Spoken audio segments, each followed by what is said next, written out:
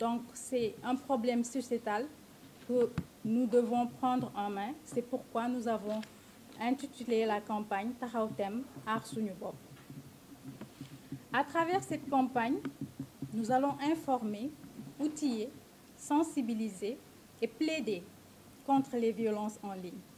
La particularité de Taxaw Tem, je l'ai indiqué, inclut les hommes qui ont un rôle majeur à jouer dedans. Ce matin, nous avons tenu un atelier avec les acteurs de l'information pour ensemble définir le contenu d'un guide de bonne pratique de lutte contre le cyberharcèlement.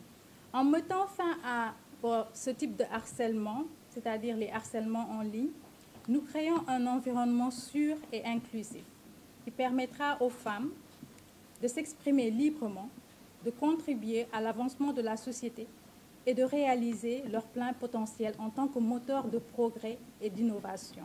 Nous assistons à une évolution des formes de violence sur les personnes, en particulier les femmes et les enfants, qui atteignent des niveaux incommensurables. En sus des violences physiques, sexuelles surtout, jusque-là connues, et contre lesquelles un dispositif normatif a été mis en place au Sénégal, il a été noté une violence perpétrée au moyen des technologies de l'information et de la communication. Considéré par certains comme le nouveau fléau, qui fait d'ailleurs ses armes dès les premières années d'école, parce que ce fléau, on le rencontre aussi à l'école. Le harcèlement ou cyberharcèlement affecte de manière significative la santé mentale des victimes qu'elle crée. Et c'est là tout le problème.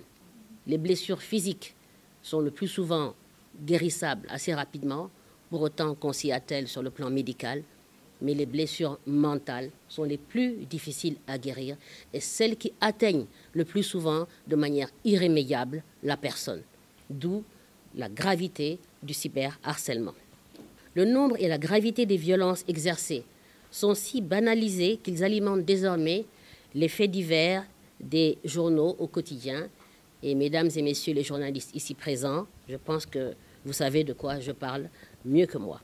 Pour ce qui est du ministère en charge de la femme et de la famille, il y a eu un effort de prise en charge précoce de ces questions, avec notamment la mise en place d'un plan d'action national de la stratégie nationale de protection de l'enfant en ligne, les contributions à la stratégie continentale sur l'exploitation sociale des enfants en ligne, l'état des lieux sur la protection des enfants en ligne et les dangers liés à l'utilisation de l'Internet, et la mise en place de plusieurs plateformes de lutte contre l'exploitation sexuelle des enfants, un portail de signalement d'abus sexuels de ces enfants qui a été mis en place en collaboration avec Internet Watch Foundation. Parallèlement à cela, on a renforcé la ligne 116, Allo 116, qui est appelée Walou, fonctionnelle 24 heures sur 24, qui a renforcé significativement le signalement anonyme des cas de violence et la prise en charge des victimes. Nous avons de vraies forces, mais qui ne sont pas connues dans le dispositif de réponse sur le cyberharcèlement.